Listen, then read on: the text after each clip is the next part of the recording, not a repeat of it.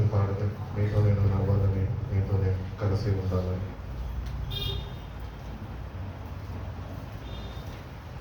పాట వచ్చినప్పుడు కలిసి పాడదాం. రాణాలు ఎవరన్నా ఉంటే కనుక చప్పట్లు పెట్టాం. నీతో నేను నడవాలని,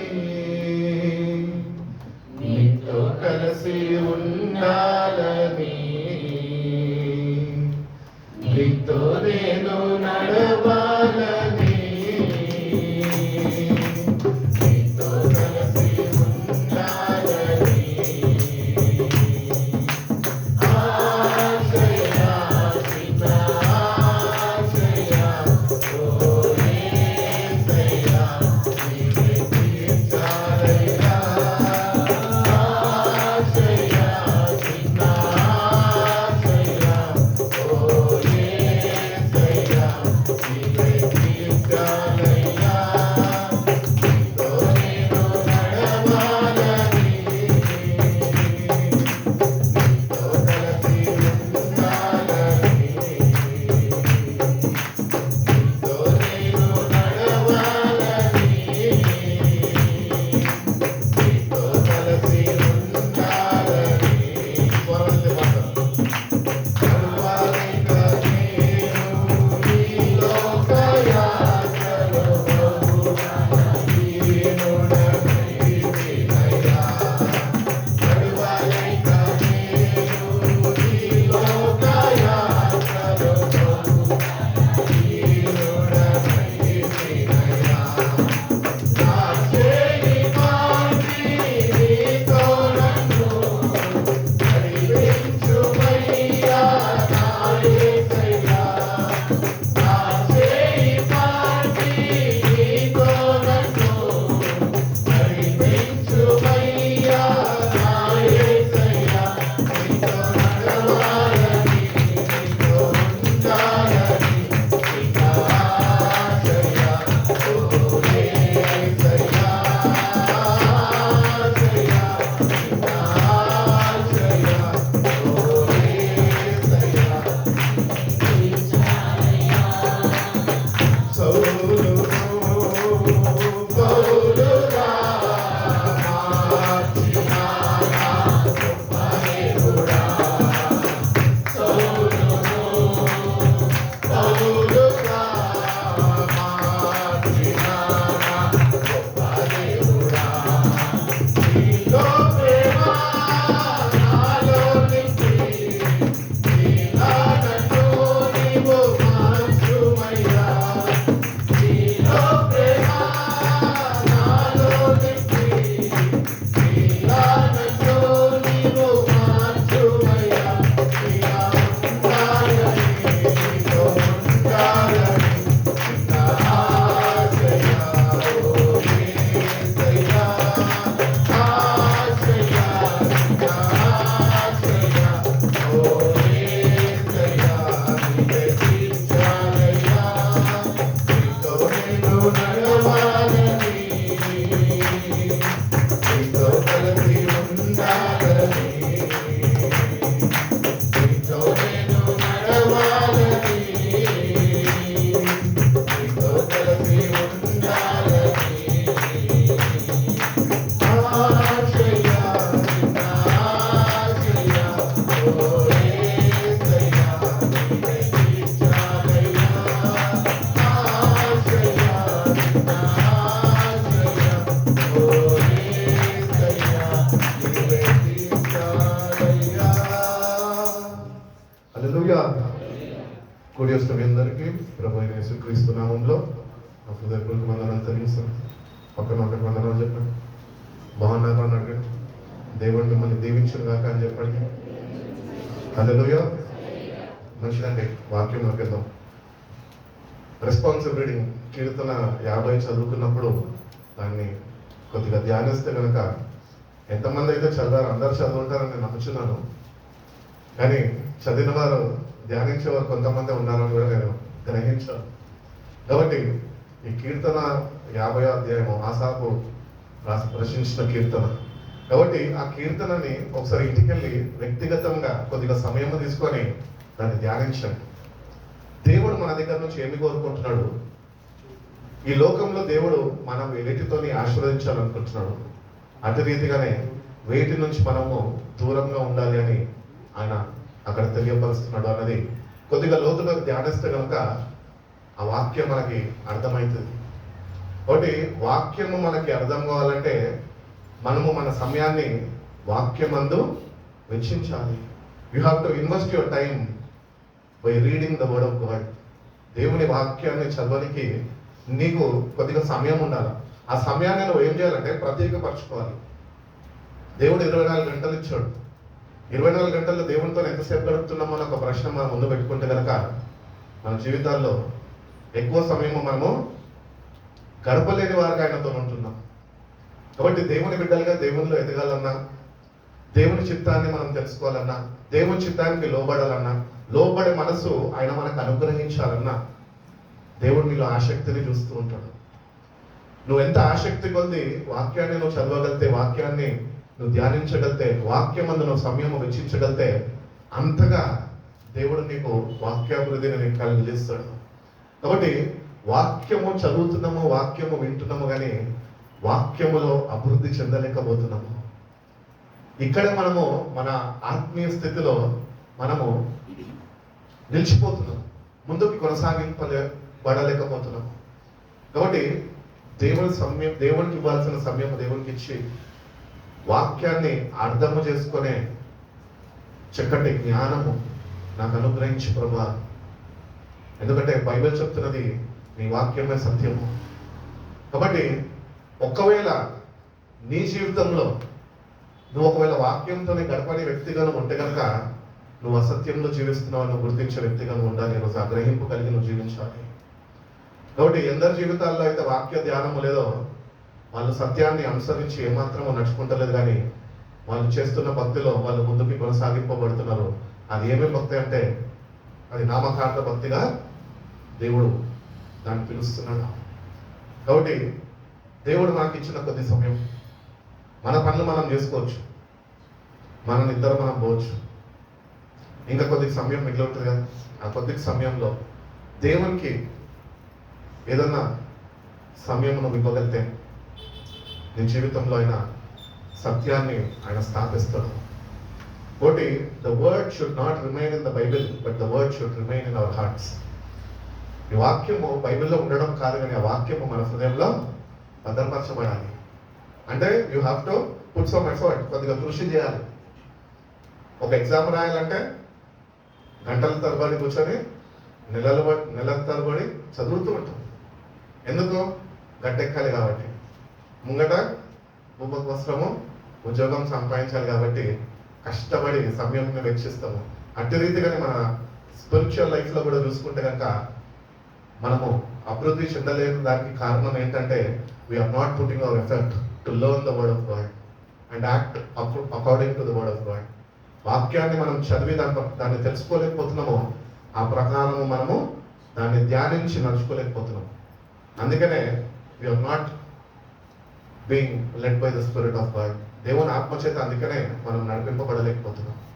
చాలా మంది చెప్తూ ఉంటారు దేవుని ఆత్మని అడగండి దేవుడు ఇస్తాడు అని. అడిగితే దేవుడు ఇయ్యడు. నీకు ఏది కావాలంటే అది ఇస్తే ఇంకా ఎందుకు?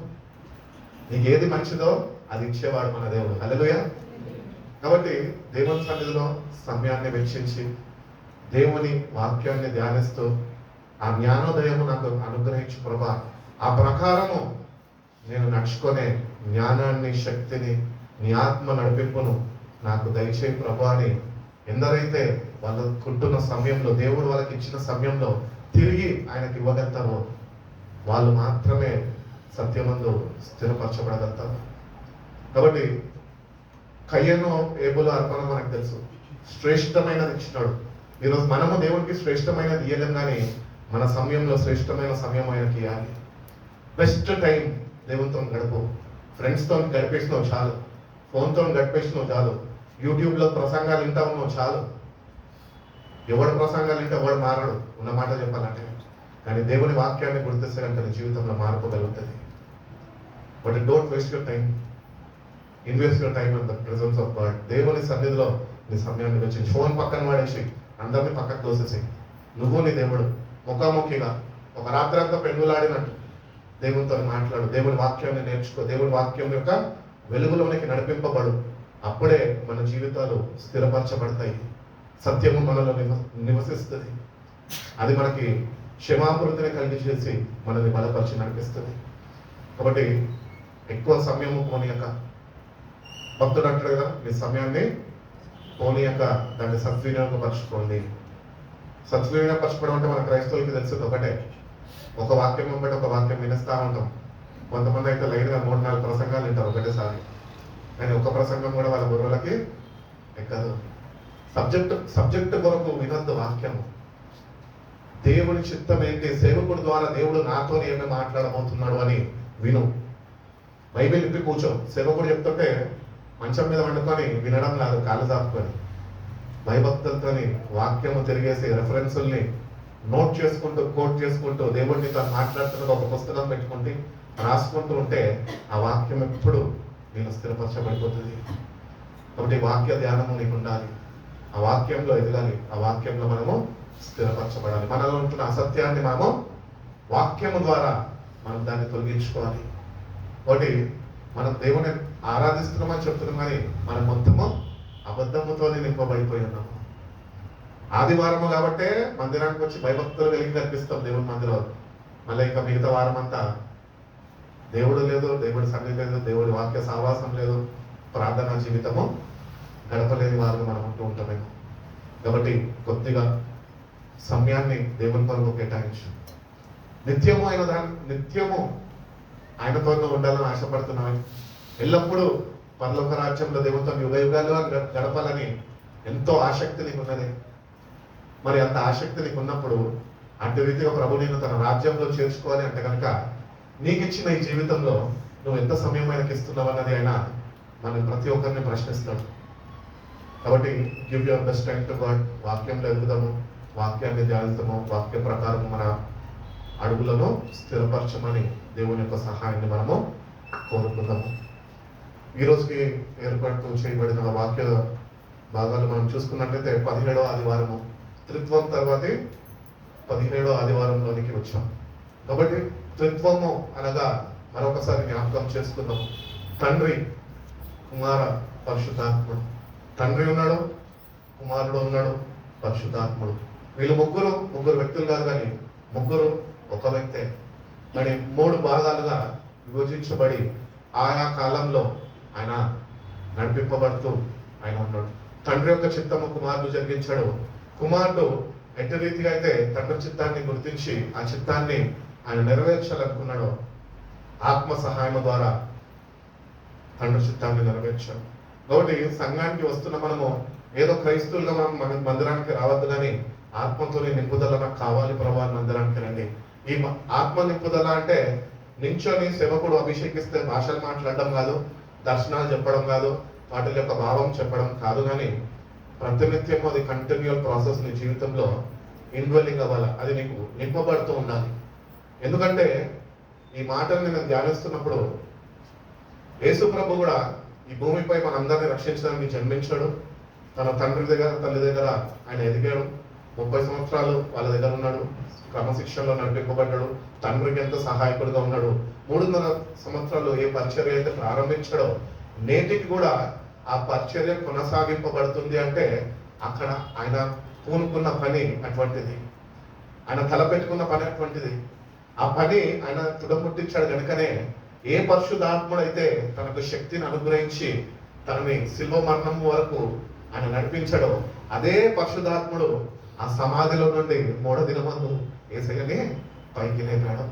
కాబట్టి క్రైస్తవ జీవితం అంటే ఏంటంటే పరిశుద్ధాత్మ యొక్క అనుభవంలో నడిపింపబడాలి.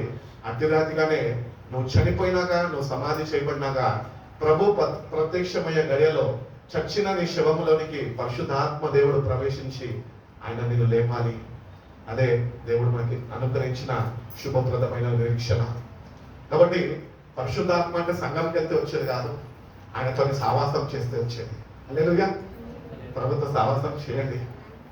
ఆ పరిశుద్ధాత్మ శక్తి నాకు కావాలి ప్రభు. ఎప్పుడు ఏమవుతుందో మన జీవితాలు మనకి తెలియదు. ఎప్పుడు నువ్వు కన్ను మూస్తావో, ఎప్పుడు నిన్ను సమాధి చేస్తావో నీకు తెలియదు. కానీ నువ్వు ఒక నిశ్చయత కలిగి ఉండాలి. బ్రతుకున్నప్పుడే క్రైస్తవుడిగా రక్షణ పొందుకున్న వ్యక్తిగా ఒక నిశ్చయత కలిగి ఉండాలి. ఏంటంటే నేను చనిపోయినను యోబు వలె నిరీక్షణ కలిగిన వాడిగా నేను నా ప్రభుని చూస్తాను అన్న ధైర్యము నీలో ఉండాలి. అట్టి ధైర్యము, అట్టి విశ్వాసము, అట్టి సావాసములో నువ్వు నిలిచి ఉంటేనే నువ్వు చనిపోయినప్పటికీ ఆయన మధ్యాకాశంలో ప్రత్యక్షమైనప్పుడు ఏ పరిశుద్ధాత్మ దేవుడు అయితే ఆయన సమాధిలో నుంచి లేపాడో నీ నా జీవితాల్లో కూడా ఆ పరిశుద్ధాత్ముడే చచ్చిపోయిన మన సమాధులు తెరవడానికి ఆయన సమర్థుడు. హల్లెలూయా. కాబట్టి come to the church to be filled with the holy spirit of God. దేవుని ఆత్మతో నింపబడడానికి రండి. ఎవరి సొంతం కాదు. ఇక్కడ భార్యాభర్త అంటే ఈ లోకపరం అంతే, అది కానీ దేవుని దృష్టిలో అందరం సమానమే. అందరూ పరలోక రాజ్యంలో ఉండాలి అని దేవుడు కోరుకున్నాడు. నువ్వు ఉండాలి, నేను ఉండకూడదు అని చెప్పలేదు ఇక్కడ. కాబట్టి ఈ వాక్యాన్ని వింటుండగా వాక్యాన్ని గ్రహించాలి.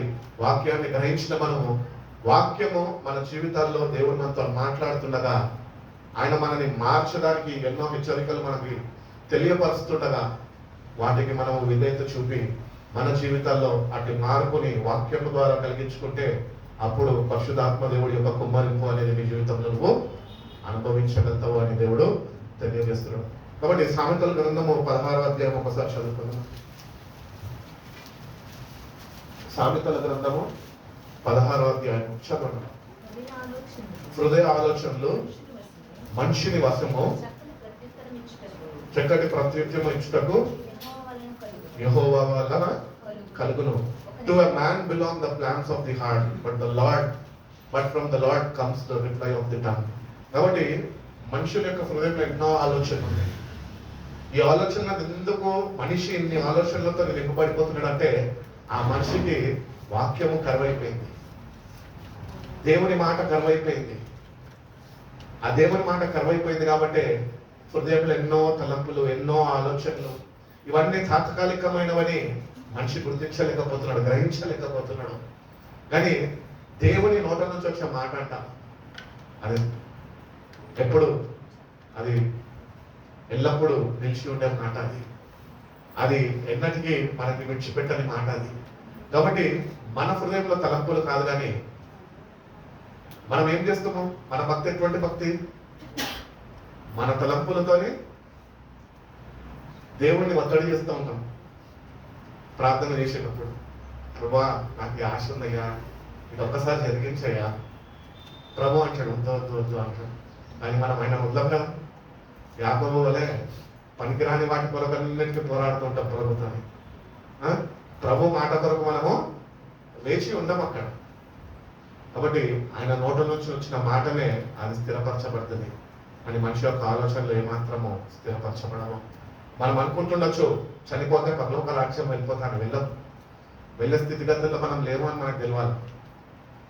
అందుకనే ఒకవేళ వెళ్ళాలి అంటే ఏం చేయాలంటే దేవుని మాట కొరకు ఎదురు చూడాలి, ఆయన మాటకి లోబడాలి. ఆ మాట నువ్వు వింటేనే ఆయన మార్గంలో నువ్వు నడవగలుగుతావు, ఆ గమ్యానికి నువ్వు చేరగలుగుతావు. కాబట్టి మనిషి యొక్క హృదయము మోసకరమైనది అని యెర్మయా గ్రంథకర్త ద్వారా ఆయన మాట్లాడి ఉన్నాడు. అటు రీతిగానే యేసు ప్రభు వారు కూడా అన్నారు, వీళ్ళు నోటితోని పెదాలతోనే నన్ను స్తుతిస్తున్నారు కానీ వీళ్ళ హృదయాలు నాకు చాలా దూరంగా ఉన్నాయి అంటున్నాను. కాబట్టి let your heart be close to the word of God. నీకు ఎన్నన్నా ఆలోచనలు ఉండొచ్చు, ఎన్నన్నా సమస్యలు ఉండొచ్చు, ఎన్నన్నా కష్టాలు ఉండొచ్చు, ఎన్నన్నా బాధలు ఉండొచ్చు, ఏదేమైనా ఉండొచ్చు, కానీ నీ హృదయం దేనికి దగ్గర ఉండాలని దేవుడు కోరుకుంటున్నాడు తెలుసా? వాక్యము దగ్గరికి. వాక్యం అనగా ఆయన మాట, ఆ వాక్యం అనగా ఆయననే వాక్యమై ఉన్నాడు. కాబట్టి నీ హృదయం మీరు దేని దగ్గర ఉన్నది ఒకసారి ఆలోచించు. దేని మీద ఆనుకొని ఉన్నది నీ హృదయం ఈరోజు? వాక్యం మీద ఆనుకొని ఉన్నదా? నిజంగా దేవుని మీద ఆనుకొని ఉన్నదా? ఒకవేళ నిజంగా దేవుని మీద, దేవుని వాక్యం మీద ఆనుకొని ఉంటే కనుక ఈ వాక్యము సెలవిస్తున్న రీతిగా నీ హృదయం అన్ని తలంపులతోని నింపబడి ఉండదు, కానీ దేవుని సత్యవాక్యంతో నింపబడి ఉంటుంది. ఆయన మాటతోనే వెలిగింపబడుతుంది. కాబట్టి మన హృదయాలు ఎట్లున్నాయి ఒకరోజు ఈరోజు మనము పరిశీలన చేసుకుందాం దేవుని సన్నిధిలో. దేవుని నా హృదయాన్ని నాకు చూపించు, నేను ఎంత భయంకరమైన వ్యక్తిని నాకు తెలియపరచు ప్రభా. నేను ఎంత రీతిగా నా జీవితాన్ని మార్చుకోవాలో నీ వాక్యము ద్వారా నాకు తెలియపరచు ప్రభా. నా జీవితాన్ని నువ్వు బాగు చేయాలని ప్రభువుని వాళ్ళ కన్నీళ్లు విడిచి బ్రతిమలాడుకుంటేనే ఆ మారు మనసు అనేది నీకు అనుగ్రహింపబడుతుంది. నన్ను మార్చేసే ప్రభు అని క్యాజువల్గా అనేసినాం అనుకో, ఆయన దగ్గర చెల్లదు. మనుషుల దగ్గర చెల్లుతుందేమో, ఆయన దగ్గర చెల్లదు. కాబట్టి ఆ 50వ కీర్తన మనము అది ధ్యానించినప్పుడు దానిలో అంటాడు, బలులు కోరుకునే వాడు నేను మాంసపు రక్తంలో భుజించిన వాడిని నేను కాదంటున్నాడు ఆయన. మరి ఆయనకి ఏం కావాలి? తిరిగి నలిగినప్పుడు మనసే దేవునికి ఇష్టమైన బలి అని వాక్యం సెలవిస్తుంది. Pour out your heart to God in the presence of God. నీ హృదయాన్ని కుమ్మరించు, కన్నీళ్లు విడువు దేవుని దగ్గర. దేనికి తెలుసా? ఉద్యోగం లేదనో, ఇంట్లో సమస్యలు బాగాలేదనో, పరిస్థితులు బాగాలేదనో, లేకపోతే సమస్యలు ఎక్కువగా ఉన్నాయేమో అని వాటి గురించి ఏడవద్దు. నీలో నేను ఎదగలేకపోతున్న ప్రభా, నీ వాక్యమందు నేను నిలిచి ఉండలేకపోతున్న ప్రభా, నీ మార్గంలో నేను నడుచుకోలేకపోతున్న ప్రభా, నీ ఆత్మని పొందుకొని నేను వాక్యాన్ని గ్రహించి ఆత్మతో నడిపింపబడలేకపోతున్న ప్రభా అని కన్నీళ్లు విడిస్తేనే మారు మనసు అనేది అనుగ్రహింపబడుతుంది. ఎట్టి రీతిగా అయితే యేసు ప్రభు వారు చెప్పినట్టు, నేను తండ్రిని వేడుకొని మరొక ఆదరణకర్తని మీ వద్దకు పంపిస్తాను, మిమ్మల్ని అనాథులుగా విడవను అని చెప్పాడు దేవుడు. అట్టి రీతిగానే ఈరోజు దేవునికి మనుషులకి మధ్యవర్తిగా యేసు ప్రభు వారు ఉన్నారు, క్రీస్తు ఉన్నాడు. కాబట్టి ఈ క్రీస్తు ఆయన కుడిపార్శ్వన కూర్చొని విజ్ఞాపన చేస్తున్నాడు అని చెప్తాం మనం. కానీ దేని గురించి విజ్ఞాపన చేస్తున్నాడు అని తెలుసుకోవాలి. ఆయన దేని గురించి విజ్ఞాపన చేస్తున్నాడు తెలుసా?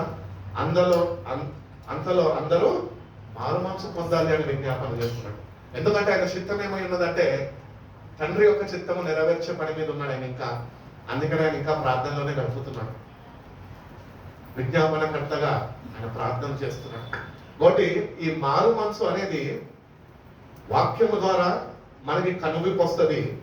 ఆ విజ్ఞాపన ద్వారా తండ్రి ద్వారా మనకు అనుగ్రహింపబడుతుంది. తండ్రి ద్వారా మారు మనసు అనేది నీ జీవితంలో అనుమతించకపోతే నువ్వు ఇంకెప్పటికీ మారలేవు. ఒకటి మన జీవితాన్ని ఆయనకి అప్పగించేసి, దేవా నా హృదయంలో నాకు మార్పు కావాలయ్యా, మార్పు కలిగించి ఈ లోక తలంపులన్నింటినీ నన్ను నాలో నుంచి దూరపరిచేయ, నీ సత్యవాక్యమందు నీ జీవవాక్యంతోనే నా హృదయాన్ని నింపుకొని కృపను నాకు దయచేయి ప్రభు అని దేవుడిని అడిగితే కనుక దేవుడు తప్పక సహాయం చేసేవాడు. ఆయన ఎవరిని ఒంటరిగా విడిచిపెట్టే దేవుడు కాదు. నువ్వు నాకు వద్దని త్రోసివేసే దేవుడు కాదు. నువ్వు ఎంత ఘోర పాపివైనవి అయినప్పటికీ కూడా ప్రభులో ఉన్న గొప్పతనమైంది తెలుసా? ఆయన చేర తీసుకుంటాడు. నేను అందరి లోకంలో నేను త్రోసేసారేమో, వద్దు నాకు నువ్వు అని ప్రభు అంటున్నాడు. అందరు వద్దన్నారు బిడ్డ, నువ్వే నాకు కావాలి అంటున్నాడు. కాబట్టి అంతగా ప్రభు మనం కోరుకుంటున్నప్పుడు మనము ఎంతగా వాక్యంతో మనము జీవించాలండి. ఈరోజు వాక్యం కరువైపోయింది. అందుకనే మనిషి ఎన్నో తలంపులతోనే ఈ లోకంలో ఉన్న వాటి కొరకే కొట్టుమిట్టాడుతూ ఆ మారు మనసు పొందక చనిపోయినాక భక్తి చేసిన వారే సైతము నిత్య నాశనంలోనికి వాళ్ళు చేరుకొని ఉన్నారు. కాబట్టి ఎవరో ఎట్టుపోతే మనకు అవసరం, కానీ మనం ఎట్టుపోతున్నాం అన్నది చాలా ప్రాముఖ్యమైనది. కాబట్టి నీ హృదయంలో ఏ తలంపుతున్నావు అన్ని ప్రభుత్వం సమర్పించేసి ఈరోజు అది ఏమన్నా కావచ్చు, నీ వివాహం కావచ్చు, నీ ఫ్యూచర్ కావచ్చు, నీ ఫైనాన్సెస్ కావచ్చు, ఏ పరిస్థితినన్నా కూడా నువ్వు హ్యాండిల్ చేయలేవు చెప్తున్నాను నేనైతే. నీ అంతటా నువ్వు ఏమీ చేయలేవు. అందుకనే ప్రభు యోహాను సువార్తలో అంటాడు, నాకు మీరు వేరై మీరు ఏమీయో చేయలేరు అంటున్నాడు. కాబట్టి ప్రభువుని కలిగి ఉంటేనే మనం ఏమన్నా సాధించగలుగుతాం. కాబట్టి నీ తెలివితేటలు బట్టి నీ ఆలోచనలతోనే హృదయం నింపబడిన నీ ఆలోచనలతోని నువ్వు అనుకుంటుండొచ్చు, నీలో నువ్వు గర్విస్తుండొచ్చు, నేను కాబట్టి ఇంత స్థాయిలో ఉన్నాను అని. అది నీలో ఉంటున్న తెలివితేటలు కాదు, అది దేవుని కృప అని నువ్వు గుర్తించాలి. కృపలో నిన్ను నువ్వు సమర్పించేసుకోవాలి, దేవునికి అప్పగించేసుకోవాలి.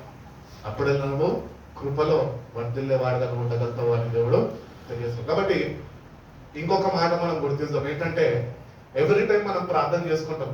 నేను నమ్ముతాను మీరు క్రైస్తవులందరూ కాబట్టి, దేవుని బిడ్డలు కాబట్టి ప్రతిదినము మోకరించి ప్రార్థన చేస్తారని నేనైతే నమ్ముతున్నాను. మరి మీరు ఎంతమంది చేస్తున్నారో లేదో నాకైతే తెలియదు. కానీ ప్రార్థన చేసినప్పుడు ఒకటి పెట్టుకోండి, ఒక అంశం పెట్టుకోండి, ఒక తలంపు కలిగి ఉండండి. ఏంటంటే ఏదో నామకార్థంగా ప్రార్థన చేసేయడం కాదు, నామకార్థంగా వాక్యం చదవడం కాదు, కానీ వాక్యము చదువుతున్న ప్రతిసారి ప్రార్థన చేస్తున్న ప్రతిసారి ప్రభువా వాక్యం చదువుతుండగా నీ మాట కొరకు నేను వేచి ఉన్నానయ్యా అని చెప్పాను.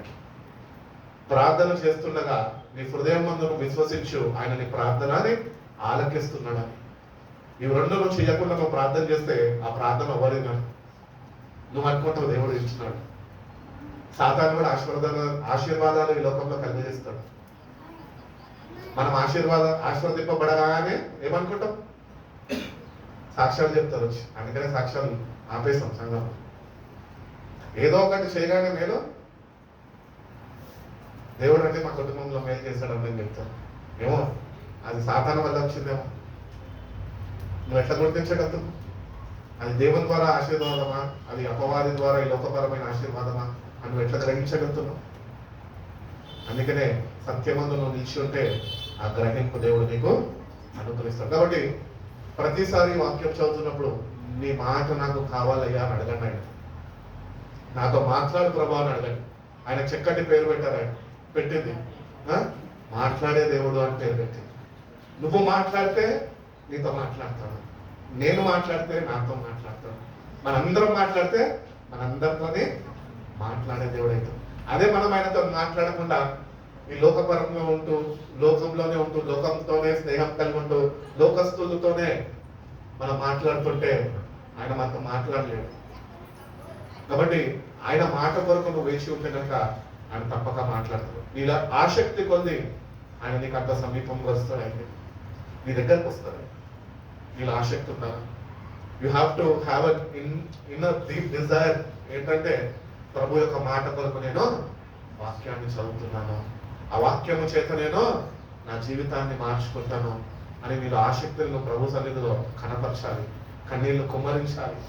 అప్పుడే దేవుని యొక్క మాటని నువ్వు వినే శక్తి ఆ స్థాయిలోనికి దేవుడు నిన్ను బలపరిచి నడిపిస్తాడు.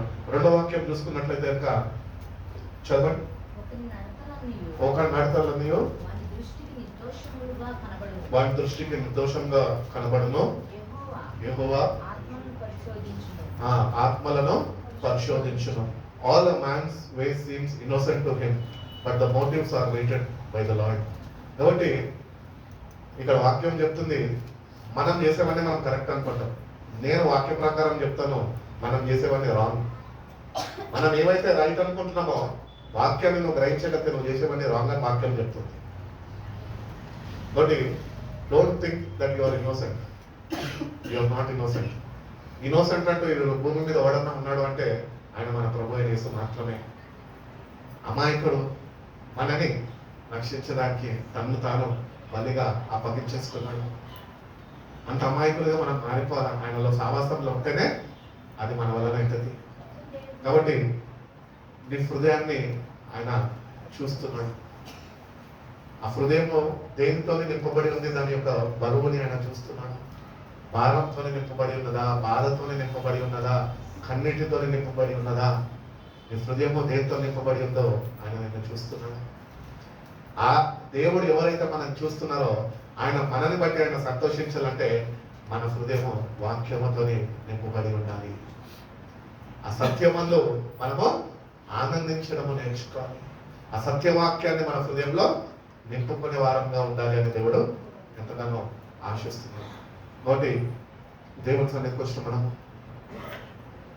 ఆచార భక్తిని విడిచిపెట్టేసి ఒకటి గమనించాలి. ఏంటి అంటే మందిరంలో కూర్చొని వాక్యం వింటుండగా దేవుడు నా హృదయాన్ని చూస్తున్నాడు. నువ్వు పక్కన వాళ్ళ గురించి ఆలోచిస్తున్నావేమో, దేవుడు చూస్తున్నాడు. నెక్స్ట్ వాట్సాప్ ఏమి message okay I will come అని పెడతావేమో, అది కూడా దేవుడు చూస్తున్నాడు. God sees your heart, God sees your inner heart. నీ హృదయాన్ని ఆయన చూస్తున్నాడు, తేరి చూస్తున్నాడు ఆయన. కాబట్టి వాక్యము వినిపింపబడుతుండగా ఆ వాక్యము చెవులతోని వినేవారుగా ఉండదు, కానీ చెవులతోని విన్న మనము హృదయంలో చేర్చుకునే వారుగా ఉండాలి. ఒక భక్తుడు అంటాడు, చాలా మంది అంట పరలోక రాజ్యాన్ని ఒక 6 to 8 inches వాళ్ళు పోగొట్టుకుంటారంట. 6 అడుగులు 6 ఇంచులు 8 ఇంచుల్లో పరలోక రాజ్యానికి వాళ్ళు పోగొట్టుకుంటారంట, పోలేరంట. ఎందుకంటే they just hear with their years but they don't receive it in to their hearts. వాళ్ళ హృదయంలో వాక్యాన్ని మార్చడం చేర్చుకోరు. ఇంటి వారు దేవుని రాజ్యంలోనికి చేరలేదు. నీ భక్తి నిన్ను మోసం చేసేస్తుంది, నిత్య నాశనానికి నువ్వు వెళ్ళిపోతావు. కాబట్టి చాలా జాగ్రత్తగా ఉండాలి. దేవుని వాక్యము ఎవరి ద్వారా వినిపింపబడుతున్నప్పటికీ అది దేవుని మాటలు అని గ్రహించి నీలో ఆసక్తిని నువ్వు కనపరిచి దాన్ని నేను హృదయంలో చేర్చుకునే స్థాయికి నువ్వు నీ హృదయాన్ని విశాలపరచుకోవాలి. ఎబ్బేసు ప్రార్థన చేశాడు, నా హృదయాన్ని విశాలపరచుకోవాలి. ఇంక్రీజ్ మై టెరిటరీ లార్డ్ అన్నాడు. టెరిటరీ అంటే మనం అనుకుంటాము స్థలాన్ని విస్తరింపజేయమన్నాడు. కాదు, హృదయాన్ని విస్తరింపజేయమన్నాడు. నీతో నేను ఇంకా ఎక్కువ సహవాసంలో ఉండాలి, నీలో నేను ఇంకా ఎక్కువగా బలపరచబడాలి, నీతో నేను కలిసి జీవించాలి అంటే ఆశ మనలో ఉండాలి. దేవుని వాక్యం కొరకు కీర్తనకారుడు అంటే దుప్పి నీటి వాగు కొరకు ఆశపడుచున్నట్లు దేవ నా ప్రాణము నీ కొరకు ఆశపడుచున్నది. ఆశపడాలి దేవుని కొరకు. ఏవి రమ్యమైనవో ఏవి సత్యమైనవో వాటి కొరకు మనకు ఆశ ఉండాలి. ఈ లోకంలో ఉన్నవన్నీ ఆశలు కాదు, అవి గతించిపోతాయి. కొద్ది కాలమే ఉంటాయి. అవి నీకు సంతోషాన్ని కూడా ఇవ్వవు. నువ్వు ఏది వద్దు అని తెచ్చుకుని పెట్టుకుంటావో అదే నీకు కష్టంగా మారిపోతుంది ఒకరోజు. కాబట్టి దేవుని కొరకు ఆసక్తితో మనం ఆయన సన్నిధిలో వచ్చి ఉంటే కనుక దేవుడు ఆశపడే ప్రాణాన్ని తృప్తిపరుస్తాడంట. హల్లెలూయా. మూడో వాక్యం మీరు చూసుకున్నట్లయితే commit to the lord what ever you do and your plans will succeed. కాబట్టి మనం ఏ పని చేస్తున్నప్పటికీ చాలాసార్లు మనము ఇంటోళ్ళకి చెప్పాం, బయట ఏమేమి వ్యవహారాలు చేస్తామో ఇంటోళ్ళకి చెప్పము. కానీ నేనేం చెప్తున్నాను సార్, నువ్వు ఒకరికి చెప్పినా ఒకటి చెప్పకపోయినా నాకు అనవసరం అని ప్రభుకి అయితే చెప్పు. ప్రభుకి చెప్పకుండా నువ్వు ఏదైనా కొనుక్కున్నావా ముంగట ఉంటుంది కష్టకాలం వల్ల. వాటి జాగ్రత్త, ఆ కమిట్మెంట్ అనేది నీకు ఉండాలి. నేను ఏది చెప్పినా నేను ఏది చేస్తున్నా ప్రభుకి చెప్పి నేను చేస్తాను. మనం అంత భక్తి పరులం కాదు. ప్రభు దగ్గర నుంచి జవాబు పొందుకొని ఆయన చెయ్యమంటే చెయ్యాలి, ఆయన వద్దంటే ఆగాలంత భక్తి మనకు లేదు. అది ఫ్యాక్టర్. కాబట్టి అట్లీస్ట్ అంత భక్తి చెయ్యకపోతున్నప్పటికీ కూడా అట్లీస్ట్ చెప్పే బాధ్యత మనకున్నది. ఆయన చెప్పు, ప్రభుకి చెప్పు. నేను రోడ్ల మీద తిరుగుతున్నప్పుడు చూస్తూ ఉంటే ఎంతోమంది అమ్మాయిలు అబ్బాయిలు, ఇప్పుడు అమ్మాయిలు అంటే ఫీల్ అవుతారు, మళ్ళీ అబ్బాయిలు అంటే వాళ్ళు ఫీల్ అవుతారు. అందుకని ఇద్దరిని కలుపుతున్నాం. పట్టణం కానీ చదువులు కానీ పై చదువులు కానీ గృహాలు విడిచిపెట్టి తల్లిదండ్రులు ఎంతో ఆశలు పెట్టుకొని హైదరాబాద్ పట్టణానికి వాళ్ళని పంపిస్తే వీళ్ళు చదివే విధానంలో చదువుతున్నారు, చదువు విడిచిపెట్టలేదు, చదువుతున్నారు. కానీ ఈ లోకపరమైన స్నేహాల్లో వాళ్ళు పడిపోయి ఉన్నారు. నేను ఒక దగ్గర ఒక సెంటర్ని అడుగుదాం అనుకున్నా. ఏమని తెలుసా, ఎంత చక్కగా ఉందంటే అమ్మాయి, ఆ అమ్మాయిని అడుగుదాం అనుకున్నా, అమ్మ నువ్వు ఈ హాస్టల్ బయట నిల్చొని ఈ అబ్బాయితో మాట్లాడుతున్నావు, మీ నాన్నకి తెలుసా? ఏమని చెప్తున్నాను? ఇంకొకసారి అన్న ఎక్కడ కనిపిస్తున్నా రోడ్డు మీద అన్న కనిపించకుండా ఉండాలని అనుకుంటున్నా కూర్చో. మన పరిస్థితి అట్లనే ఉన్నది.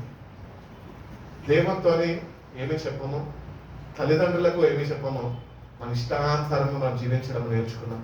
అదే వాక్యంకి విరుద్ధము.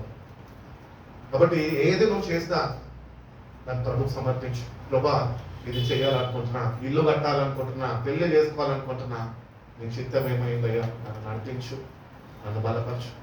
ఎక్కడ ఏది నేను చేసినప్పటికీ ప్రభా అది నీ నామ మహిమార్థము ఉండాలి ప్రభా, అట్టి రీతిగా నేను నడుచుకోవాలి ప్రభా అని ప్రభుకి ప్రతి ఒక్కటి చెప్తే అప్పుడు సక్సెస్ అనేది మన జీవితంలో ఉంటుంది. చదివితే సక్సెస్ రాదు, దేవుడు అనుగ్రహిస్తున్న జ్ఞానాన్ని పొందుకుంటే సక్సెస్. ఇంకొక భక్తుడు అంటాడు, సక్సెస్ అంటే ఏంటి అంటే ఈ లోకంలో ఏదో సాధించినాను, లేకపోతే ప్రెసిడెంట్ కుర్చీలో కూర్చున్నాను, అది సక్సెస్ కాదు. సక్సెస్ ఈ లోకంలో ఏదైనా ఉన్నది అంటే జీవ గ్రంథంలో నీ పేరు లిఖింపబడేది దగ్గర నీ నిశ్చయితను కలిగి ఉండడమే సక్సెస్ అన్నాడు. కాబట్టి ఇంత గొప్ప భాగ్యం దేవుడు మనకి ఇచ్చాడు. వీఆర్ ఆల్రెడీ బై హిస్ ఏమంటారు ఆయన by his sacrifice we're already made successful. మనము ఆయనకి చెప్తే ఆయన మనకు సహాయం చేస్తాడు. ఇది మనం నేర్చుకోవాలి. మన ప్రయత్నము మనం చేసి అవ్వకపోతే బాధపడతాం. కానీ అదే ప్రభువుకి చెప్తే, ప్రభు చిత్తంలో ఉంటే ప్రభు ఏం చేస్తాడు, తన సహాయాన్ని మనకు అనుగ్రహించి తను నడిపిస్తాడు. ఒకటి దేవుని చిత్తాన్ని తెలుసుకోవాలంటే కూడా వాక్యము మనకి కావాలి, వాక్య ధ్యానం ఉండాలి, ప్రభు యొక్క హృదయాన్ని మనం తెలుసుకోవాలి. నేను చేస్తున్న పని నా ప్రభుకి ఇష్టమేనా, ఆయన దీన్ని బట్టి ఆనందించగలుగుతాడా, సంతోషించగలుగుతాడా, లేకపోతే నేను చేస్తున్న పనిని బట్టి ఆయన నామము అవమానించబడుతున్నాడా.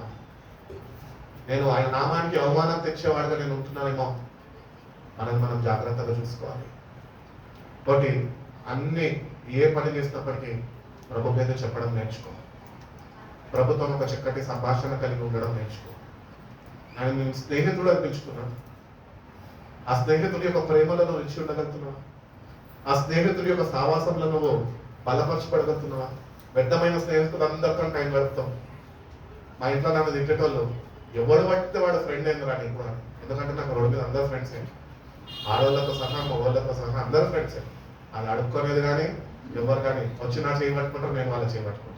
ఎందుకు అందరం మనుషులని, అందరు ఫ్రెండ్స్ కాదు. చూస్ యువర్ ఫ్రెండ్స్ వైజ్లీ అని చెప్తుంది. How wise we are in choosing our friends today. పనికిరాని దగ్గర పోయి పనికిరాని సలహా తీసుకొని వచ్చి అదే కరెక్ట్ అనుకుంటాం. ఏదో అవగాహన ఏదైనా అయిందనుకో అప్పుడు వాడిని తిట్టుకుంటాం. నువ్వే కదా, నీ వల్లనే కదా నేను ఇట్లా చేశాను, నీ వల్లనే కదా కష్టంలో నేను పడ్డాను అని అంటాం. అదే ఎందుకు మనిషి యొక్క సలహా తీసుకుంటారు. దేవుని దగ్గరికి వెళ్ళి ఆయన ఎప్పుడు అందుబాటులోనే ఉన్నాడు. నువ్వు ఎప్పుడు మాట్లాడతావా అని ఎదురు చూస్తున్నాడు. ఎప్పుడు ఆసక్తి కలిగిన ఆయన దగ్గరకు వస్తావా ఆయన మాటలు వినడానికి, ఆయన చిత్తాన్ని గుర్తెరగడానికి అని ప్రతినిత్యం అందుబాటులో ఎదురు చూస్తున్నాడు. మనమైన విడిచిపెట్టి మనుషుల వైపు చూస్తున్నాం. ఇది మన స్థితిగతి ఈరోజు. కాబట్టి ఏది ఏమైనా ప్రభువుకి చెప్పడము మనము మానవద్దు, చెప్పడము నేర్చుకునే వారితో మనం ఉండాలి అంటున్నాడు. అట్లయితే ఇక్కడ 4వ వాక్యం చూసినట్లయితే కనుక 4వ వాక్యం చదవండి. యెహోవా ప్రతి వస్తువును దాని పని నిమిత్తము కలుగజేసెను, నాశన దినమునకు ఆయన భక్తిహీనులను. ఎవరి భక్తిహీనులు ఒకసారి ఆలోచిద్దాం. భక్తిహీనులు ఎవరు? ఎవరైనా చెప్తారా? నేనైతే సిగ్గు లేకుండా దేవుని దగ్గర చెప్పగలుగుతా, నేనే అయి ఉండొచ్చేమో అని. ఎవరి భక్తిహీనులు తెలుసా? వాక్యంతో సావాసం లేక ప్రభు యొక్క చిత్తాన్ని గుర్తెరగక వాళ్ళ ఇష్టానుసారంగా జీవించి వాళ్ళ ఇష్టము వాళ్ళు నెరవేర్చుకునే వాళ్ళు భక్తిహీనులు. వాళ్ళు దేవుని చిత్తాన్ని పక్కకి త్రోసేసి వాళ్ళ చిత్తాన్ని నెరవేర్చుకుంటూ దేవుని కంటే ఎక్కువ సుఖానుభావులు అని భక్తులు చెప్తున్నారు. వాళ్ళకొకటే, నా ప్రాణమా తిను తాగు సుఖించు. ఇంకొకటి ఏంటంటే, ఈరోజు ఈ పట్టణంలో ఉందామా, రేపు ఆ పట్టణంకి పోయి సంపాదిద్దామా, ఇంకా ఎక్కడికన్నా వెళ్ళి విదేశాలకు వెళ్ళి డబ్బు సమకూర్చుకుందామా. వీళ్ళందరూ భక్తిహీనులు. ప్రభుత్వాన్ని సావాసము లేని వారు భక్తిహీనులు అని నేను చెప్పగలుగుతాను. కాబట్టి ప్రభుత్వాన్ని నీకు ఒకవేళ సావాసం లేకపోయి ఉండొచ్చేమో, ప్రతిదినము వాక్యంతో సావాసం నీకు లేకపోయి ఉండొచ్చేమో, ప్రభుత్వాన్ని ప్రార్థనలో నీకు సావాసం లేకపోయి ఉండొచ్చేమో, నువ్వు భక్తిహీనుడే అని బైబిల్ చెప్తున్నాను. కాబట్టి ఎంతమంది ఇక్కడ భక్తిహీనులుగా ఉన్నారో నాకైతే తెలియదు, కానీ ప్రభు దగ్గర యథార్థం ఒప్పుకున్న ప్రభా నాలో ఉన్న భక్తిహీనతను నువ్వు తీసివేసి భయభక్తులు నీ యందు నాకు నేర్పించు ప్రభా అని దేవుని అడగాలి. మనం దేవుని అడిగితేనే దేవుడు మనకు నేర్పిస్తాడు. దేవుడు మనకి నేర్పించకపోతే ఆయన యందు భయభక్తులు కలిగి మనం ఏమాత్రము జీవించలేము, అంటే ప్రవర్తన మనము కలిగి ఉండలేము. కాబట్టి we have to have the desire. దేవుని దగ్గర నేర్చుకునే ఆసక్తి మనలో ఉండాలి. దేవుడు మనం నేర్పించాలా. దేవుని దగ్గరకు ఎందుకు రావాలి? ఆశీర్వాదాలు మనకు కాదు, ఆయన దగ్గర నేర్చుకునే దానికి ఆయన చిత్తం ఏంటో తెలుసుకొని మనం అది చేసే వాళ్ళ కొరకు దాని కొరకు రావాలి ప్రభు దగ్గరకు. అంతేగాని దేవుడు ఏదో చేస్తాడు, దేవుడు ఏదో ఇస్తాడు, దేవుడు ఏదో తీసివేస్తాడు అని రావద్దు దేవుని దగ్గరికి. దేవుడు ఎవరిని తీసివేయడు, ఎవరిని ఎడగొట్టడు, ఎవరిని ఏం చేయడు, అందరినీ చేర తీసుకుంటాడు. అందుకని అంటున్నాడు, సర్వజనులారా నా వైపు చూసి మీరు రక్షణ పొందండి. కాబట్టి భక్తిహీనులనంట ఏ దినము కొరకైనా సిద్ధపరచాడంట, నాశన దినం కొరకు వాళ్ళని సిద్ధపరచాడంట. అంటే మనం ఒక గ్రహింపు ఇక్కడ కూడా కలిగి ఉండాలి, కనువిప్పు కావాలి. గ్రహింపు కొరకు కూడా కొంతమంది సిద్ధపడి ఉన్నారు, ఎక్కడో కాదు సంఘంలోనే.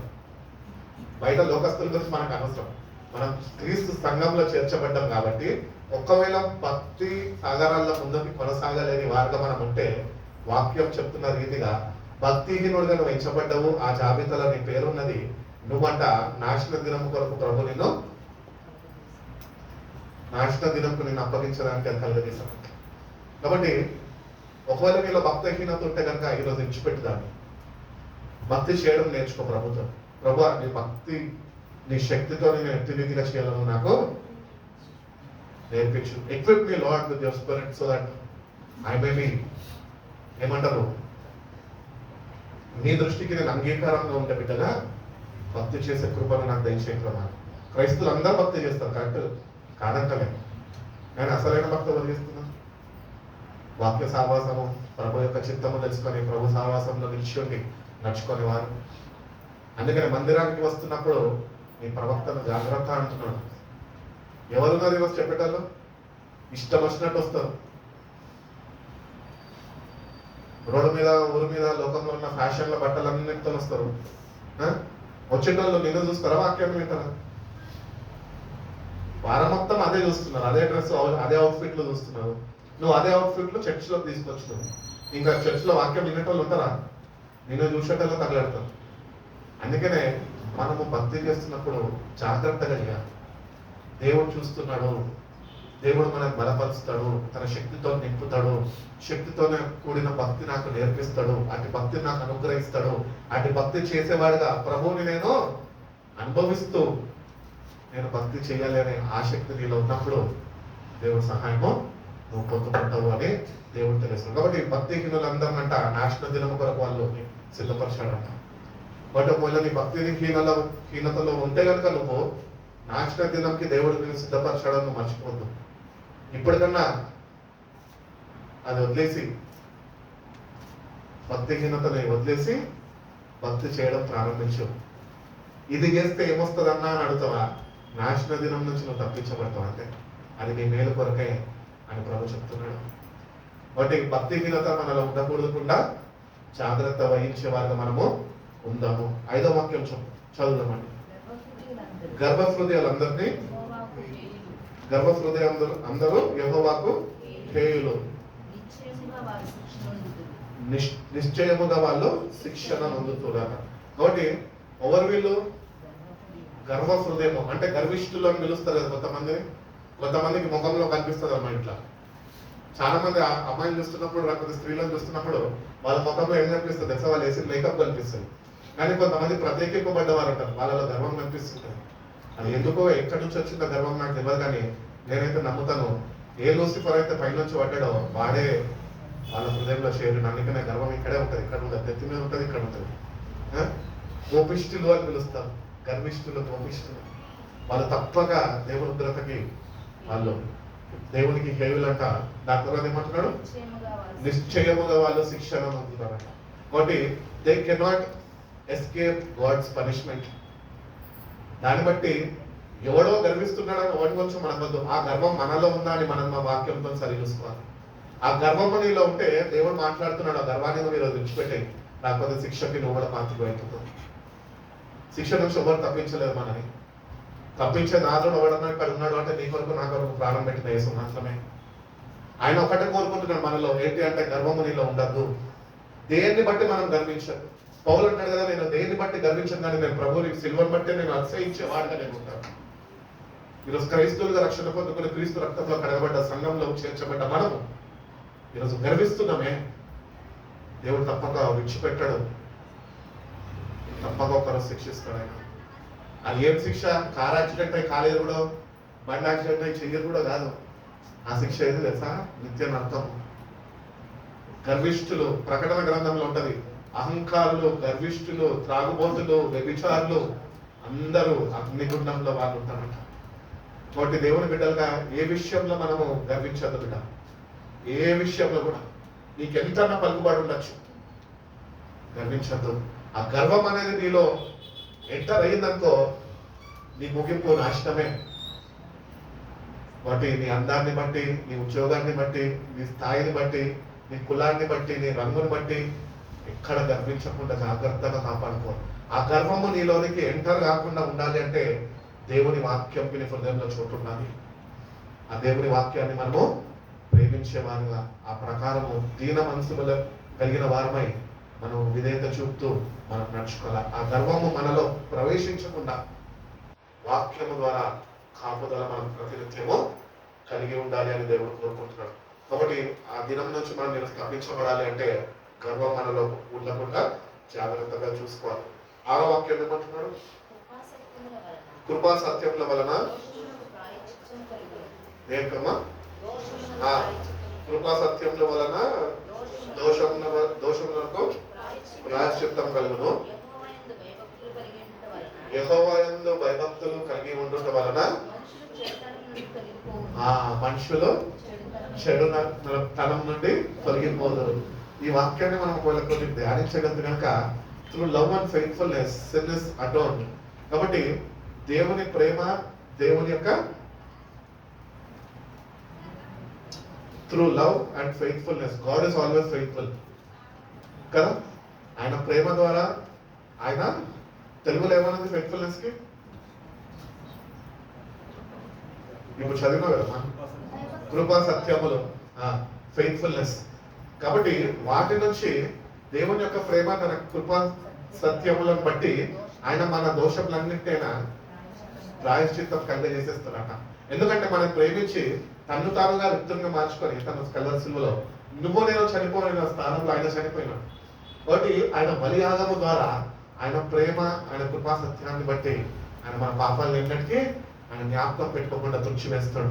అదే మాత్రంగా అంటున్నాడు, through the fear of the lord a man avoids evil. దేవుని యందు భయభక్తులు ఎందుకు కలిగి ఉండాలంటే చెడుని విసర్జించడానికి దేవుని యందు భయభక్తులు మనము నేర్చుకోవాలి. ఒకవేళ దేవుని యందు నీకు భయభక్తులు లేవనుకో, చెడు నీలో ఉంటుంది. నీకు తెలియకుండానే నీలో చెడు ఉంటుంది. ఆ చెడుని నువ్వు పారదోలుకోవాలంటే నువ్వు దేవుని యందు భయభక్తులతో నింపబడాలి. అది నా సూత్రం. అది మనం చేయగలితేనే చెడు నుంచి మనం దూరంగా ఉండదు. యోబట నీతిమంతుడు, యథార్థవంతుడు, చెడుని దేవుని యందు భయభక్తులు కలిగి ఉన్నవాడు. అబ్బా, ఎక్కడి నుంచి వచ్చింది? ఆ సావాసంలో వచ్చింది, అటు విశ్వాసంలో వచ్చింది, అటు నిరీక్షణలో వచ్చింది, అటు పట్టుదలలో వచ్చింది, అటు ఆసక్తిని బట్టి వచ్చింది. మనలో ఉన్నాయి ఆ క్వాలిటీస్. మరి ఎప్పుడు నేర్చుకుందాం? మరి నేర్చుకున్నాం కొద్దిగా వాక్యాన్ని. ఒకటిసారి మనం వాక్యంలో ఎదిగిపోలేము. చిన్న చిన్నగా ఒక వాక్యాన్ని తీసుకొని దాన్ని ముక్కలుగా విభజించి దాన్ని ధ్యానించి ప్రార్థన చేసుకుంటూ వాక్యాన్ని అట్లా చదువుకుంటూ వెళ్తే అప్పుడు నువ్వు వాక్యంలో ఎదుగుదల అనేది నీకు అనుగ్రహించుకున్నట్టు. కాబట్టి చెడుని విసర్జించాలి అంటే దేవుడి యొక్క భయభక్తులు నీకు ఉండాలా. మందిరానికి వచ్చినప్పుడు దేవుని యొక్క భయభక్తులు చాలా మందిలో ఉండవు. మందిరానికి వచ్చినప్పుడే గోర్లు గిల్లుతారు, ఆల్పెన్లింగ్ చాక్లెట్ దీన్ని కార్పెట్ కింద తోస్తారు. వీడియోలో చూసినప్పుడు ఈ సిస్టర్ తిన్నదా అనుకుంటా ఉంటా, లేకపోతే ఈ బ్రదర్ గోర్లు గిల్లడా అనుకుంటా ఉంటా. ఎందుకంటే కార్పెట్లో తీసినప్పుడు ఊడుస్తారు కదా, అక్కడ అదే ఉంటుంది. మందిరానికి వచ్చా ఇది చేసేది. దేవుడు అంత భయభక్తులు లేవు.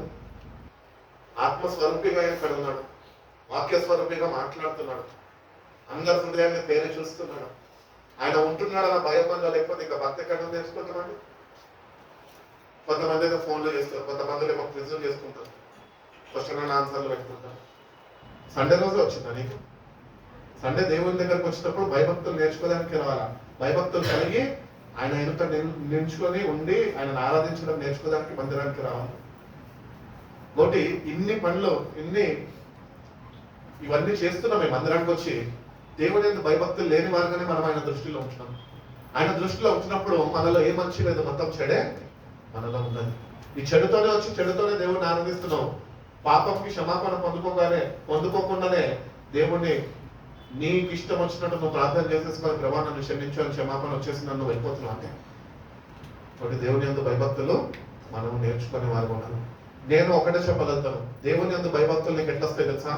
మందిర క్రమశిక్షణలో నీకు రావు, కుటుంబ తల్లిదండ్రుల క్రమశిక్షణలో నీకు కొన్ని నేర్పించగలుగుతారేమో, కానీ దేవుని యందు భయభక్తులు నువ్వు వ్యక్తిగతంగా ఆయనతో నువ్వు గడిపినప్పుడే వస్తాయి. హల్లెలూయా.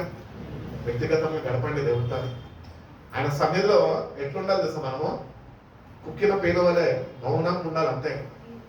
ఆయన మాట కొరకు ఎదురు చూడాలి, దానికి స్పందన ఉండాలి అంతే, ఇంకేముండదు మన దగ్గర. ఒక అధికారి వచ్చి మన ముందు కూర్చుంటే ఆయన ముందు ఏం చేస్తామండి మనం? అధికారితో నీకు పని ఉన్నది. ఆయన చాలా పెద్ద ఏమంటారు ఐశ్వర్యవంతుడో, లేకపోతే పెద్ద ఉన్నత స్థాయిలో ఉన్నవారు, అంతా నీకు ఏదో ఒక అవసరం ఉన్నది. లేకపోతే ఆయన దగ్గర నీకు ఒక జాబ్ కావాలి. ఆయన నీ ముందు కూర్చున్నప్పుడు నువ్వు ఏం చేస్తావు? ఆయన ఉన్నాడని చెప్పి 10 సార్లు తిరుగుతావు ఆయన ముందు? తిరగము. ఎందుకు? ఉద్యోగం ఇవ్వడేమో. ఆయన ఎందుకు ఎక్కడ లేని భయభక్తులన్నీ ఆయన ముందు కనపరుస్తాం. ఆయన ఎందుకు దేవుని దగ్గర చూపించలేకపోతున్నాం? దేవుడు ఇయ్యలేడా? ఒక ఉన్నతమైన స్థాయిలో ఉన్న వ్యక్తి నీకు ఉద్యోగం ఇస్తుంటే, దేవుడు వారికి కంపెనీని ఇస్తే దానికన్నా మించింది నీకు ఇవ్వలేడా? మరి ఎందుకు భయభక్తులు కనపరచలేకపోతున్నాం? మందిరంకి వచ్చినప్పుడే బాత్రూమ్కి వెళ్తాం. ఎగ్జామ్ వల్ల ఐఏఎస్ ఎగ్జామ్స్ రాస్తున్నప్పుడు బాత్రూమ్కి పోనీ కూర్చొని రాయాలి. ముందుగానే ఎంటర్ అవుతున్నప్పుడే స్టూడెంట్స్ క్లాస్ రూమ్లోకి ఎంటర్ అవ్వరు, ఫస్ట్ బాత్రూమ్లోకి పోతారు. వాళ్ళు ముగించేసుకొని వచ్చి కాన్సన్ట్రేట్ చేసి రాస్తారు. అప్పుడే ర్యాంకులు కొడతారు. అంత భయభక్తులు ఉంటాయి వాళ్ళకి. ఈరోజు మన జీవితాన్ని చూస్తే ఎట్లుంది? వచ్చి ఒక గంట సేపు ప్రసంగం వినే లోపలే 4 సార్లు బాత్రూమ్ పోతారు, 4 సార్లు మంచినీళ్ళు తాగుతారు. ఒకవేళ మనం హైదరాబాద్ పట్టణంలో దేవుని కృపను బట్టి బాగానే ఉంది. ఏ సహారా డెజర్ట్ లో ఉన్నట్టే నీళ్లు లేకపోయి ఉంటా అక్కడ చచ్చినట్టు కూర్చొనిటోళ్ళు, ఎండిపోయి నీరసగిల్లిపోయి ముఖాలు తేలేసేసి కూర్చోండి. అన్నీ ఇచ్చాడు దేవుడు. కానీ కొద్దిసేపు ఆయన మాటలు వింటున్నప్పుడు భయభక్తులు కనపరచలేని వారు ఆయనను ఆరాధిస్తున్నప్పుడు కొద్ది సమయము అనాలోచనగా ఉండడం విడిచిపెట్టక అనాలోచనగా కూర్చుంటున్నాం. ఏదో చెయ్యాలి కాబట్టి స్తుతి ఆరాధన, భజనలు కొడుతుంటాం, మనం చప్పట్లు కొడుతుంటాం. ఇట్లా కాదు. భయభక్తులతో ఆయన ఆరాధించడానికి రా, నేర్చుకో. ఆయన దగ్గర నాకు నేర్పించు ప్రభా. ఈ రోజు వచ్చిన స్థితిలో రేపు మందిరానికి రావద్దు. ఇంకొద్దిగా ఎక్కువ భయభక్తులు, ఎక్కువ శ్రద్ధ కలిగి, ఎక్కువ ఆసక్తి కలిగి, ఎక్కువ ఉత్సాహంతో నేను దేవుని సన్నిధికి రావాలి. దేవుడు అన్ని దగ్గర కోరుకుంటున్నాడు. ఒకటి దేవుని మందిరానికి వస్తామంటే ఏదో ప్రార్థనకు వచ్చేస్తాము వెళ్ళిపోయాము. కొంతమంది రారు, వాళ్ళకి నచ్చినప్పుడు వస్తారు. ఇదంతా దేవుని మీద భయభక్తులు కాదు. నేటి కన్నా మన ప్రవక్తనే ఉన్న మనం ఒక్కసారి సరి చూసుకుంటాం. ఏదో భయభక్తులు జ్ఞానంకి మూలము, జ్ఞానం లేక నా ప్రజలు నశించిపోతున్నారు అంటున్నాడు. ఎందుకు? ఇవన్నీ నేర్చుకో. నేర్పించే వాళ్ళు లేదు, చెప్పే వాళ్ళు లేదు. చెప్పుదేమో మా అన్నే అంటున్నాడు. మందిరానికి రావడం మానేస్తే నాకేమన్నా వస్తుందా? నువ్వు వెళ్ళిపోయినాక నీ స్థానంలో ఇంకొకరు వస్తారు అంతే. ఎవరు రాకపోయినా నేను నిత్యం వాక్యం చెప్పే పని దేవుడు నాకు అప్పగించాడు. ఒకరు వచ్చినా, ఇద్దరు వచ్చినా, 10 మంది వచ్చినా, ఎంతమంది వచ్చినా, వచ్చిన వాళ్ళు భయభక్తులు నేర్చుకోవాలి దేవుని దగ్గర. ఆయన యందు ఆయన దృష్టికి సరైన ప్రవర్తన కలిగిన వారమై ఉండాలి. When he sees us, we should be acceptable to him. ఈరోజు నువ్వు వచ్చావు మందిరానికి, మన మందిరానికి వచ్చాము, ఇక్కడ ఎంత భక్తి చేస్తున్నాం అన్నది ఇంపార్టెంట్ కాదు. దేవుని దృష్టిలో అది యోగ్యకరమైనదా అన్నదే ఇంపార్టెంట్. అర్థమవుతుందా? కాబట్టి మనం దేవుని యందుకు వచ్చి భయభక్తులు నేర్చుకుందాము. భయభక్తులను నేర్చుకుంటే కనుక ఆయన యందు చెడుని నువ్వు నీళ్ళ నుంచి తొలగించుకునే కృపని దేవుడి జీవితంలో అనుగ్రహిస్తాడు. 7వ వాక్యం చూడండి. ఒకటి ప్రవక్తన యెహోవాకు ప్రీతికరం అగునప్పుడు దేవునికంట మన ప్రవక్తన ప్రీతికరంగా ఉండాలంట. ఈరోజు మన ప్రవక్తన దేవునికి ఎట్లా తెలుసా? ఇంకొక మాట చెప్పండి. రోతకరంగా ఉన్నది, ప్రీతికరంగా రోతకరంగా ఉన్నది. ఆయనేమో ప్రీతికరంగా ఉండాలంటున్నాడు, మనము అసలు చూడలేకపోతున్నాడు, మనం సహించలేకపోతున్నాడు. భయభక్తులు లేవు. దేవుని సన్నిధికి వచ్చావన్న ఏమంటారు, ఆ ఉనికి కూడా నీలో లేదు, సోయా కూడా లేదు నీకు. అంతే, వస్తున్నాం, కూర్చుంటున్నాం, ఆరాధంటే వస్తున్నాం, మైక్ పట్టుకుంటున్నాం, ప్రార్థన చేసుకుంటున్నాం, పాటలు పాడిస్తున్నాం, చేసిందే భక్తి అనుకోవచ్చు. ప్రీతికరంగా ఉన్నదా అనేది ఒక ఆలోచనలు కలిగి ఉండాలి. నేను చేసే మందిరంలో ప్రతి ఒక్క పాట, పాడిన పాట కానీ, చదివిన వాక్యాన్ని కానీ, నేను కూర్చున్న విధానము కానీ, నేను పక్కన వాళ్ళకి ఏమాత్రం ఇబ్బందికరంగా లేను అని నేను చూసుకోవాలి. నేను మందిరంలో చాలా మంది మందిరంలో కూర్చుంటారు, పక్కన వాళ్ళకి ఇబ్బందికరంగా ఉంటుంది. అది వాళ్ళు మారరు, ఈ మారటోళ్ళని కూడా మారనియాలి. అది వచ్చింది. అందుకని మనము మందిరానికి వస్తున్నప్పుడు నువ్వు చేస్తున్న భక్తి ఆయన దృష్టికి ప్రీతికరంగా ఉందా అని ఒకవేళ నువ్వు సరి చూసుకోగలితేనే నువ్వు ఆయన సన్నిధిని, ప్రసన్నతను అనుభవించగలుగుతావు. ఈరోజు ఇంతమంది మందిరానికి నడిపింపబడుతున్నాము, కానీ ఎందుకు కొంతమంది దేవుని సన్నిధిలో ఆనందించగలుగుతున్నారు, ఆయన స్పర్శని తాకగా ఆయన తాకిడిని వాళ్ళు అనుభవించగలుగుతున్నారు. ఎంతమంది నిజంగా గడిపిన ఈ కొద్ది గంటలు 10 to 1 మాక్సిమం, ఈ గంటలు ఆ సంతోషము, ప్రభులో ఉన్న సంతోషము, అనుగ్రహిస్తున్న సంతోషంతో నింపబడి వెళ్తున్నాం. బయటకు వెళ్ళగానే అదే లోక భారం. మళ్ళా నేను లాస్ట్ టైం చెప్పిన మందిరానికి ఎందుకు ఆదివారం రావాలంటే, వచ్చే నెల ఏవైతే భారాలన్నీ ఉంటాయో అవన్నీ మొయ్యడానికి, దేవుని యొక్క నెమ్మదిని పొందుకోవడానికి రావాలి. ఆ నెమ్మదిని, ఆ సంతోషాన్ని, రక్షణ ఆనందాన్ని ధరింపజేసేసుకొని నెక్స్ట్ వీక్ నువ్వు ఎట్లాంటి పరిస్థితులకు నువ్వు వెళ్ళినప్పటికీ ఈ సంతోషంతో నువ్వు నింపబడ్డావు కదా, వాటిలన్నింటినీ దేవుడు నేను నడిపించేస్తూనే ఉంటాను. అక్కడ ఎక్కువ నీకు కష్టము, ఎక్కువ ఇబ్బందిగా ఇది మాత్రం ఉండకుండా ఆయన శక్తితో నేను పొందుకొని నింపి ఆయన సన్నిధి అనుభవించిన కనుక, ఆయన మాటల్ని హృదయంలో చేరదీసుకున్న కనుక వాటిలన్నింటి ఆపదల నుంచి నేను తప్పించుకుంటూ ముందుకు నడిపిస్తాను. అందుకే అంటున్నాడు, ప్రయాసపడి భారం వహించిన జిల్లాల న్యాయోదకుడు నేను మీకు విశ్రాంతినిస్తాను. నా దగ్గర నా కాడి సులువైనది, నా దగ్గర మీరు నేర్చుకోండి. నేను సాత్వికుడిని, దీన మనసు కలిగిన వాడిని నేర్పిస్తాను. సాత్వికులుగా ఎట్లా ఉండాలి, దీన మనసులుగా ఎట్లా ఉండాలా, ఎక్కడ తగ్గించుకొని ఉండాలి, ఎంత తగ్గింపు నువ్వు కలిగి ఉండాలి అని నేర్పిస్తాను. ఇవన్నీ నేర్చుకోకుండా మందిరానికి వచ్చి భక్తి చేస్తే అది వ్యర్థమే. ఒకటి నేటి నిమిషాన మందిరానికి అడుగు పెడుతున్న మనము let us examine our cells.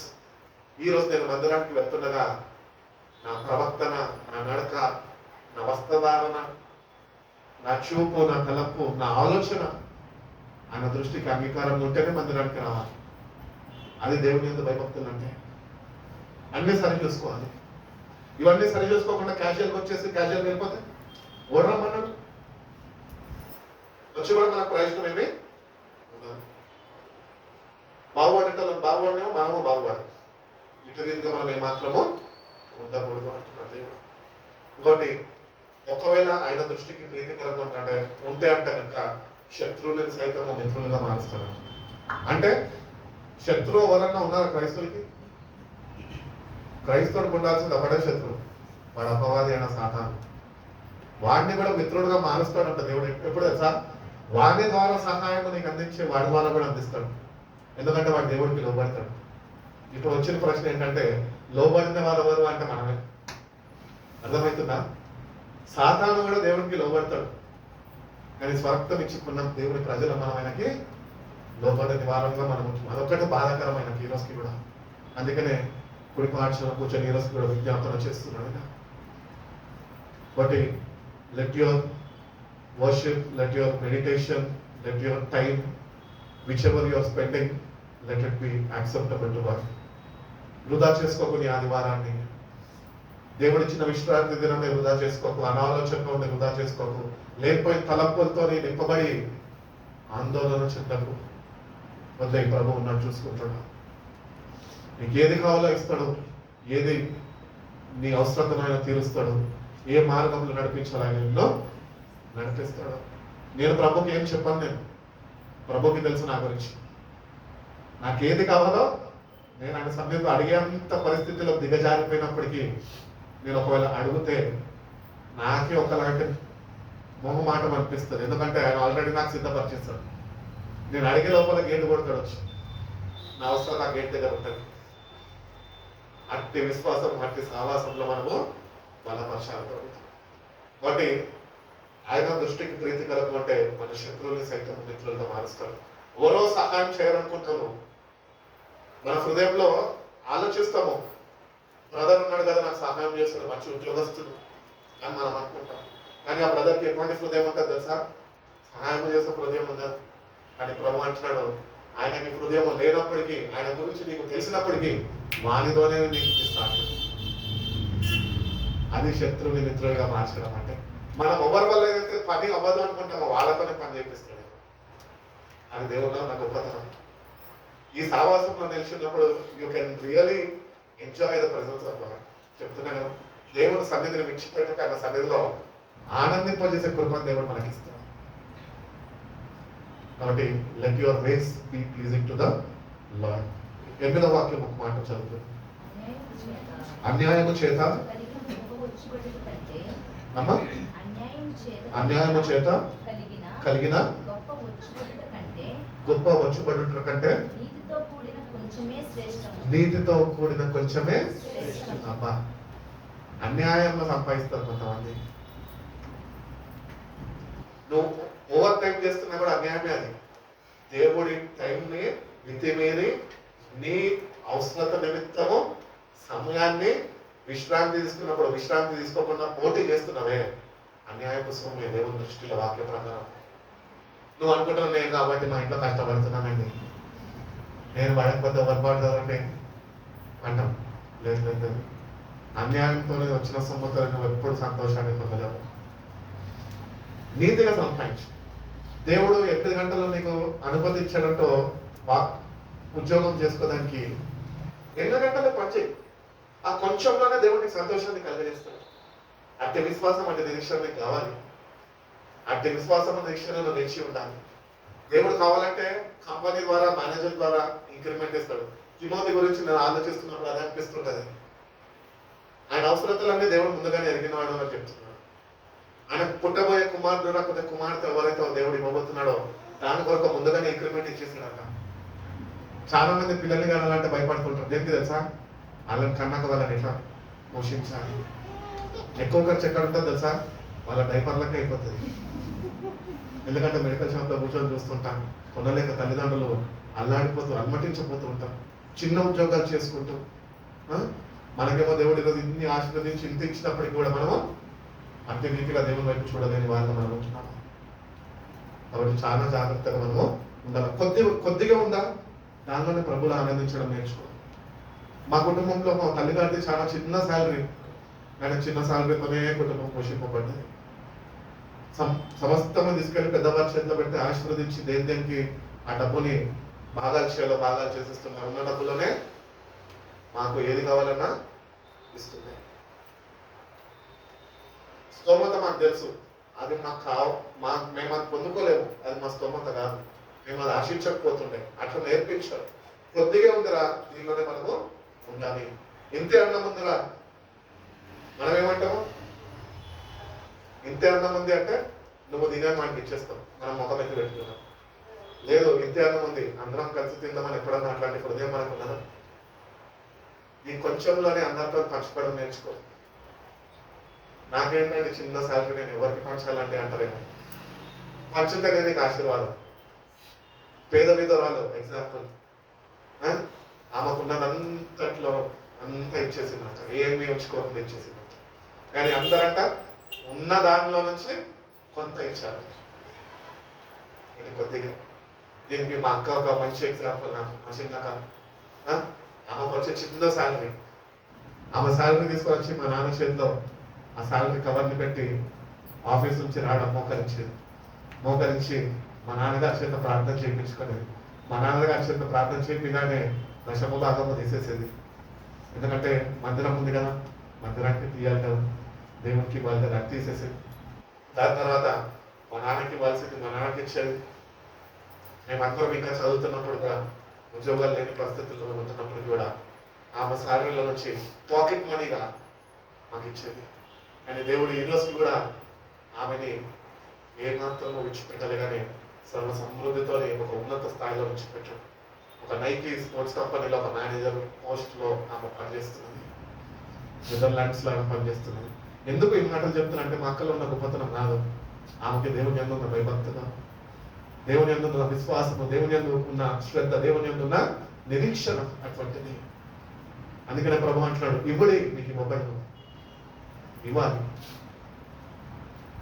లేని వాళ్ళకి ఇవ్వు. గుర్తించు, వాళ్ళు ఎవరు గుర్తించు ఫస్ట్. కానీ మనం అట్లా ఉన్నాం కదా, ఉన్నోళ్ళ కాడకే పోతాం. ఆడిరోజు చికెన్ వండి పెట్టినా, నువ్వు మా ఇంటికి వచ్చారా, రేపు మేము మటన్ వండి పెడతాం. రేపు మటన్ అయిపోయినా 3వ ఇంటి మీద పడతాం. అరే చేపల కూర తినమారా, చేపల కూర అయిపోతాడు. దాని తర్వాత గోంగూర రొయ్యలు అంటాం. అంతా ఉన్న వాళ్ళే కలిసి తినుకుంటా ఉంటే ఏమవుతుందండి? లేని వారికి ఎవరు పెడతారు? లేని వారికి పెట్టలేని వాళ్ళు లేరు కాబట్టి ప్రభు దిగొచ్చాడు మన దగ్గరికి. ప్రభుత్వం వాళ్ళు రాకపోయింటే సత్యవాక్యం మనకి ఇచ్చేవాడు లేడు, అది గుర్తించాలి.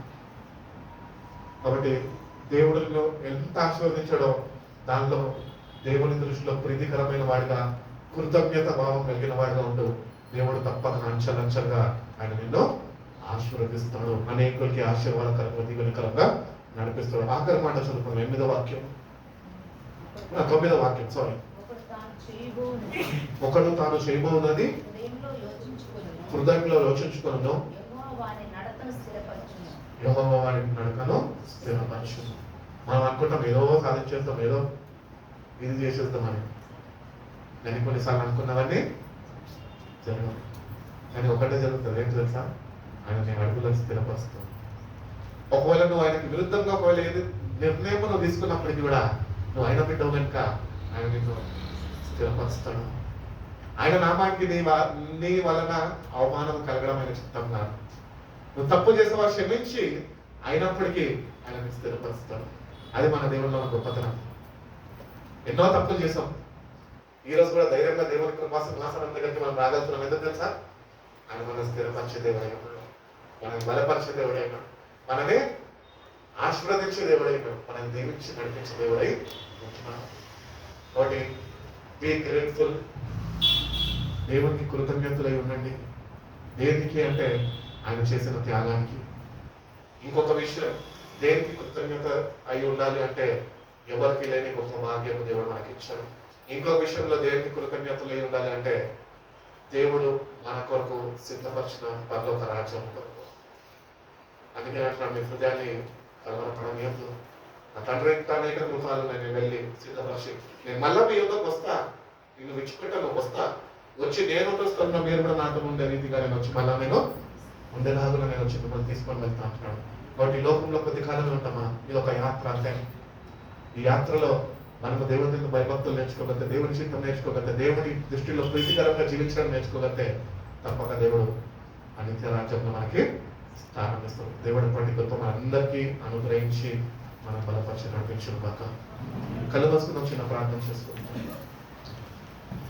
పరిశుద్ధుడా, ప్రేమ కలిగిన గొప్ప తండ్రి, నేను మమ్మల్ని ఎంతగానో ప్రేమించి ప్రభా వారమంతా కాచి కాపాడి మన పునరుద్ధాన దినము ప్రభా ఇటు రీతిగా నీ పరిశుద్ధ నామంలోనైనా మందిరావరణంలో కలుసుకొని ప్రభా నీ పరిశుద్ధ నామంలో స్థితించుకొని భాగ్యం ప్రతి ఒక్కరికి దయచేసిన విధానం బట్టి నీ స్తోత్రాలు ప్రభా. బిడ్డలైనా మీరు జ్ఞాపకం చేసుకున్నారు, బిడ్డలు మీరు కాచి కాపాడారు, బిడ్డలైనా మీరు కలిగి నడిపించిన విధానం బట్టి నీ స్తోత్రాలు ప్రభా. నీ జీవవాక్యం నుంచి నైనా వినిపింపజేయ ప్రతి ఒక్క మాటను బట్టి నీకు వందనాలు ప్రభా.